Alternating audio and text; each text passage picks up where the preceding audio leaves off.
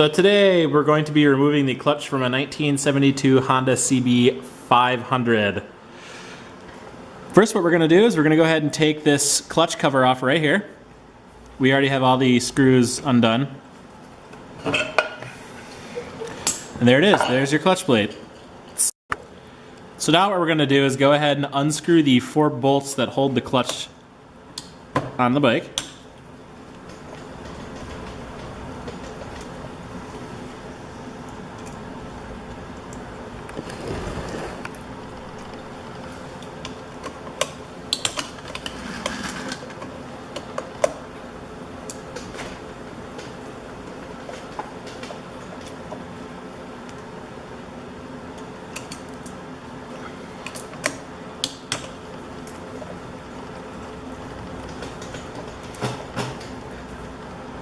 And as you can see, there are springs beneath each bolt.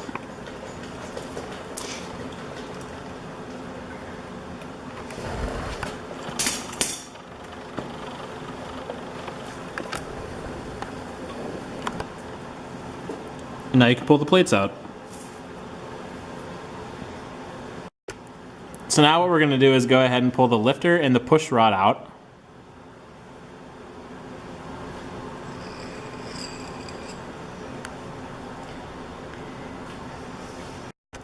So now what we're going to do is go ahead and pull our snap ring out.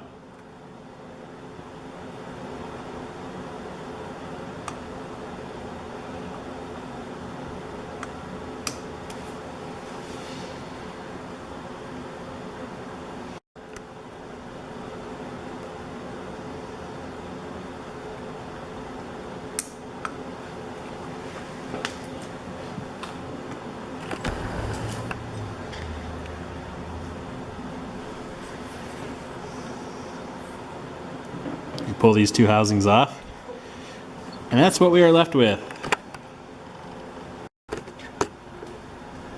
Alright, so we've got the outer section of the clutch that actually holds all the plates. Be careful when you take the inner portion, which is right here, compared to, and that actually fits inside. Sometimes there'll be some shims in there for everything to fit right. Make sure those are going to stay on there. You can put both these together and then actually put it on the bike just for ease of use, and then you get to spin it a little bit because it's got to fit on 2 gears, and once that's in there, that'll spin freely. Alright, next up we've got our 25mm snap ring that we got to put on.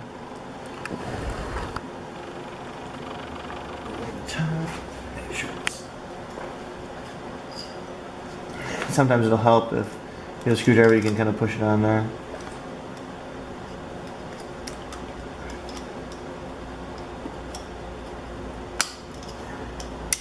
And just like the name implies, it snaps right in place. And give it a good pull and make sure that's all the way down. Next up, we got a rod to put in with the rounded end out, and then the cap for that.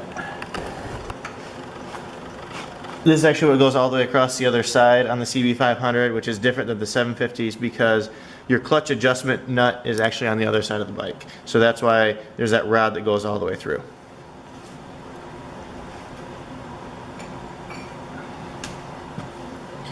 Next up, we've actually got the friction plates and the clutch plates. Make sure, one of the important things is that they all kind of, the oil, that's where the oil goes between it since it's a wet clutch. Make sure all of those are in that pattern going in, and then you have to obviously line up. Make sure they're alternating, make sure all these little nodes line up, otherwise it's going to be a little bit more difficult to get all of them in.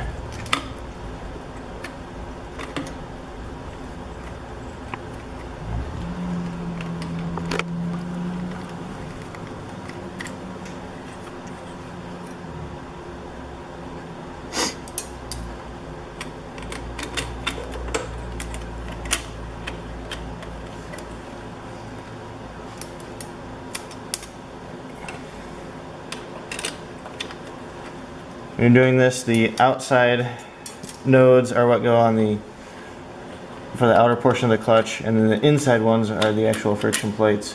That's actually what makes the connection.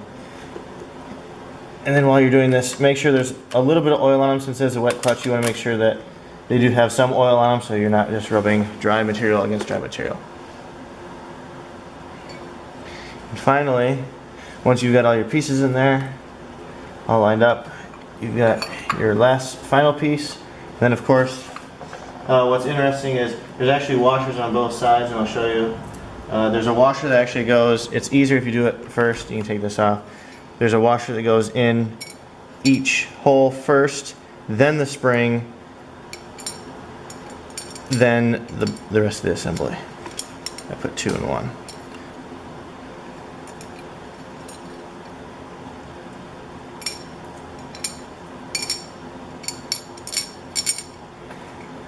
So that's on. All those are in place. Put this on. The hardest part is making sure that these washers stay on over the protruding threaded spots for the inside. Again, screwdriver can help. Once those are all on and seated properly, then you can put your springs on. There's going to be 4. The springs are going to go on. Then after that, we're going to we've got our bolts here. And again, there's the opposite side washer. These are a little bit thicker. The other ones are thinner. These actually won't be able to fit on here. So the only ones that fit are going to be the smaller one. And then get these started. And then once they're all started, then we can torque them down.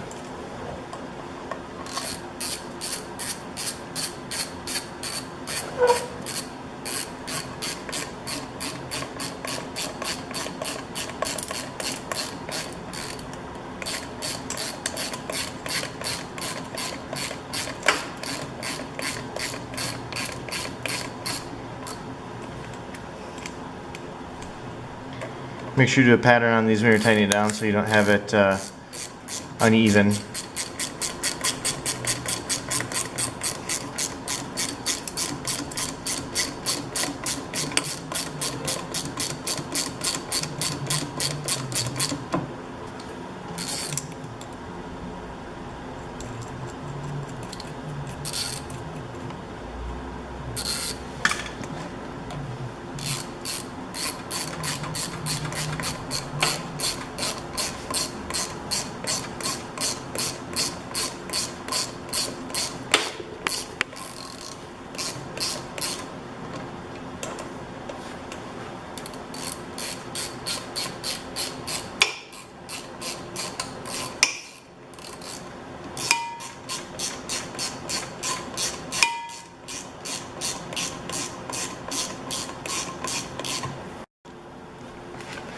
Alright, so now we've got everything assembled. Bolts are on, and then in the pattern we're going to torque them down. It's going to be 8 foot-pounds.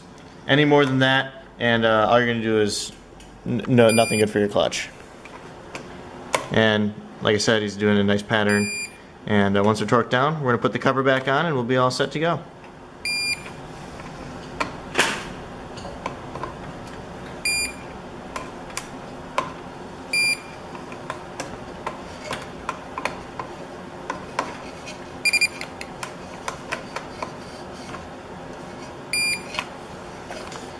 There you go. Make sure the seal's clean and pop your cover back on. You'll be good to go.